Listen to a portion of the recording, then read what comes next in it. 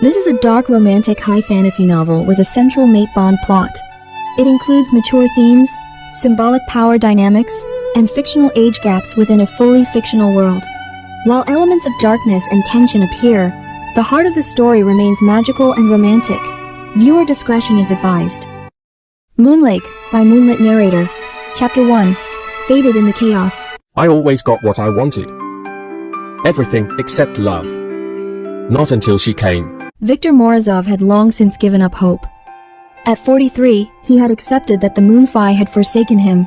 While others found their fated mates in their youth, he had spent decades waiting only to find nothing.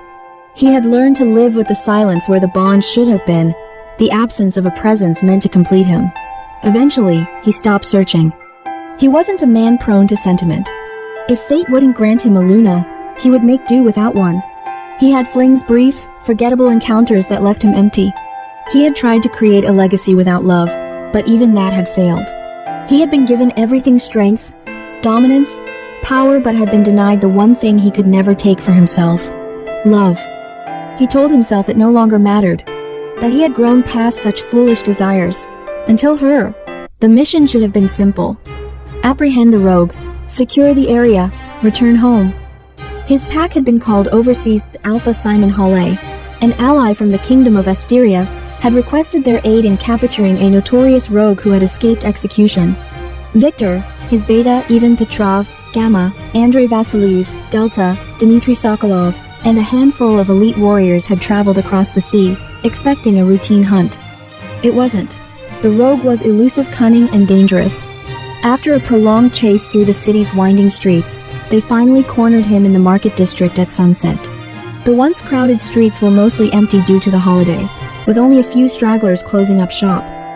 Asteria, the Kingdom of Light, celebrated the coronation of its new king, Gaius, that day. Citizens either watched from home, glued to their televisions, or gathered at the Temple of the Light Fae Aletheia to witness the momentous event in person.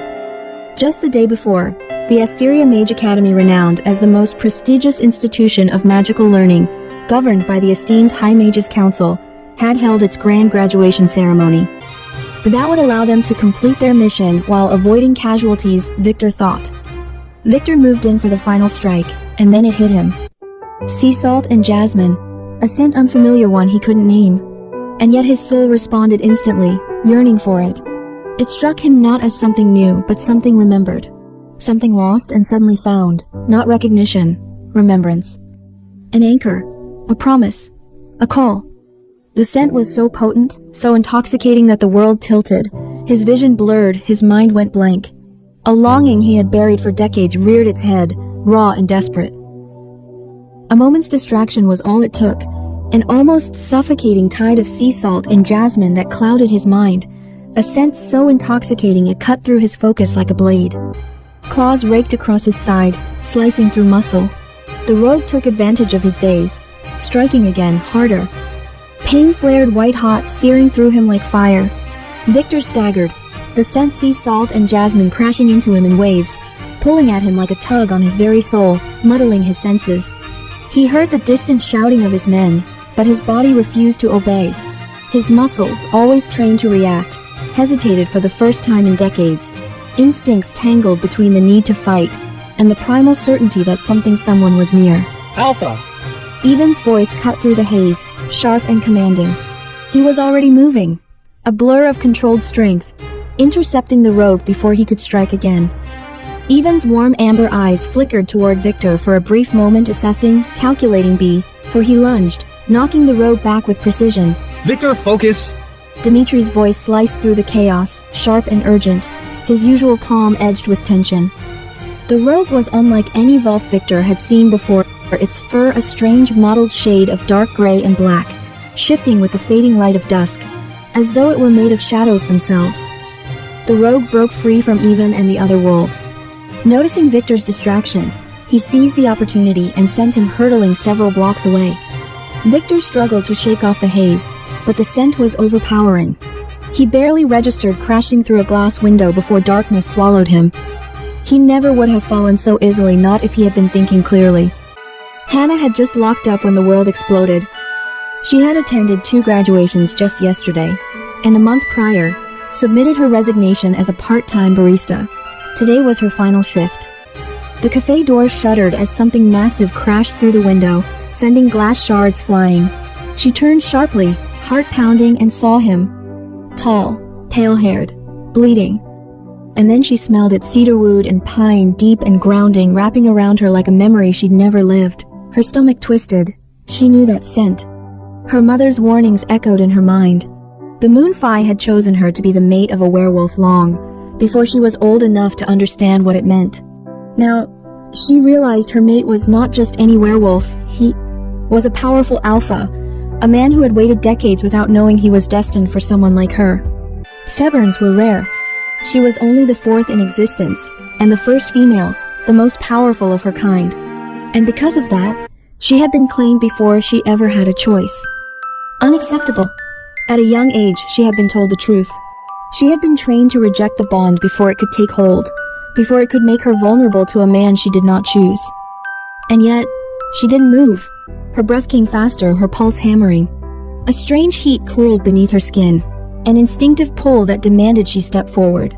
She clenched her fist to keep still, shoving the reaction down. No, I can't. Not now. Not yet.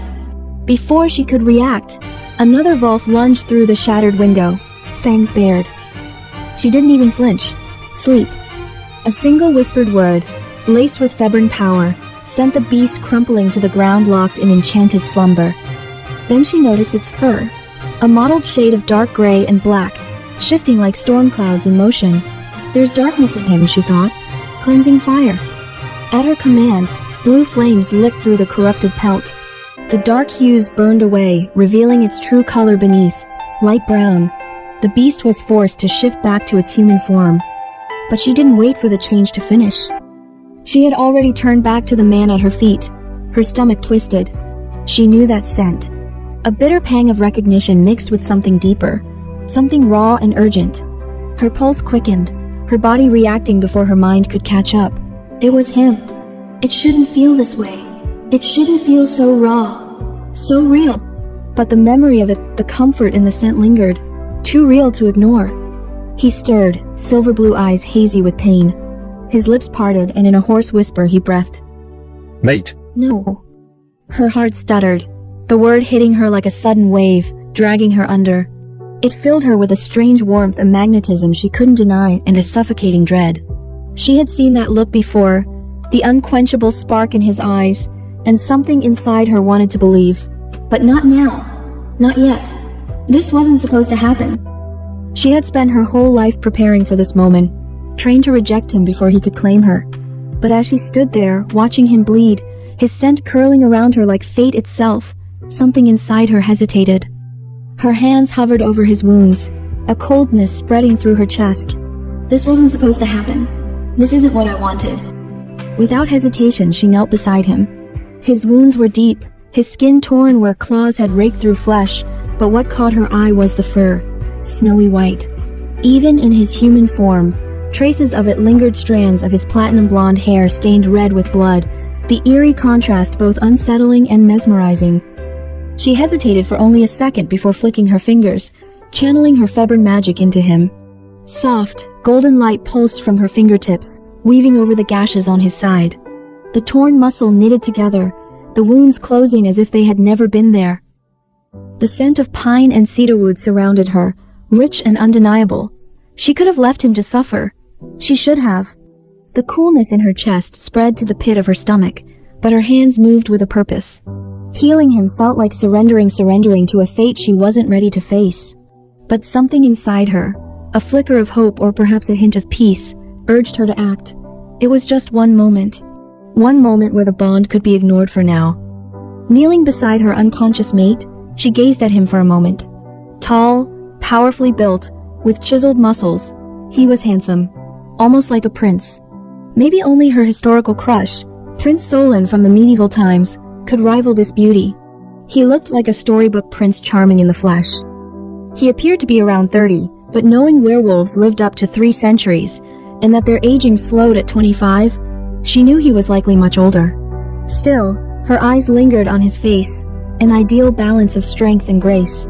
His sharply defined jaw tapered into a square chin with a faint cleft, adding rugged charm.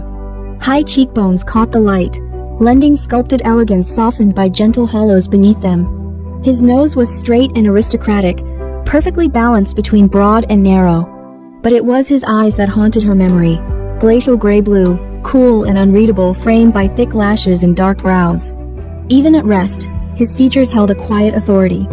She raised her hand to touch his face, then hesitated, quietly taking in every detail. His pale skin looked smooth yet rugged, bearing the marks of experience and resilience. Her heart thudded softly in her chest. I thought the mate they'd been telling me about would be someone closer to my age, but this one looks like he's been through a lot of battles even before I was born, she thought, not quite able to look away. Then she realized he was unclothed, having been forced to shift back into his human form. A shiver ran down her spine. Her breath caught. The sight struck her as something too intimate, too raw, like stumbling into a sacred moment uninvited. Blood rushed to her cheeks as a flush bloomed across her skin, mortified by what felt like a scandal she wasn't supposed to witness. All the warmth and wonder that had stolen her breath moments ago recoiled into restraint. Instead of giving in to the pull, she leaned in hesitantly, her voice barely more than a whisper. You owe me now, mate. Then, like a shadow in the wind, she vanished into the night. Victor woke to the sound of Beta Ivan Petrov's voice. Alpha, can you hear me? The pain in his ribs was dull now. He blinked hard, regaining focus. And then, as if yanked back from a dream, his mind sharpened on one thing. Where is she? My mate. His men exchanged uneasy glances. There was no one else with you, Alpha. When we found you, you were alone aside from the rogue. Delta, Dmitry Sokolov replied, his jaw clenched. That wasn't possible. His body still thrummed with the aftershock of the bond, muscles tense, senses straining. The scent still lingered, faint but undeniable. She had been there. He had felt her touch, smelled her scent, looked into her eyes. But now, she is gone. Victor's men arrived to find the rogue unconscious in the cafe, his body still held in the enchanted sleep spell cast by Hannah. They secured him without issue, ensuring that the rogue was no longer a threat. The mission was deemed a success. Ivan approached, silent and watchful, before handing Victor a set of clothes. He hesitated, gaze flickering over his Alpha in quiet scrutiny, then said, You've never lost focus like that before, Victor. Are you sure you're alright? Victor exhaled sharply through his nose, taking the clothes without a word. He dressed quickly before heading to his car. Dmitry's mind worked quickly, assessing the situation. Victor, their Alpha, the strongest among them, had fallen in battle. It was unheard of. His sharp green eyes scanned the area, searching for an explanation beyond the obvious. A mate bond, the only thing powerful enough to weaken Victor's focus, even for a second. But where was she? His gaze flicked across the streets, looking for any sign of a she-wolf or even a human female nearby. Nothing. No lingering presence. No one who could have triggered such a reaction is within the vicinity. Dmitry's frown deepened. He had never seen Victor falter before, not once, not ever. And yet, the effects of the bond had been clear as day. If she had been here, why had she vanished? On a nearby rooftop, Hannah watched as they drove away. She had used a simple spell to eavesdrop on their conversation. They're from the north, Volnir. Her fingers curled into fists. That was where her father, Elias Miguel Mendoza, had last been seen. Her mate could wait. I won't reject him yet. Not until I found my father.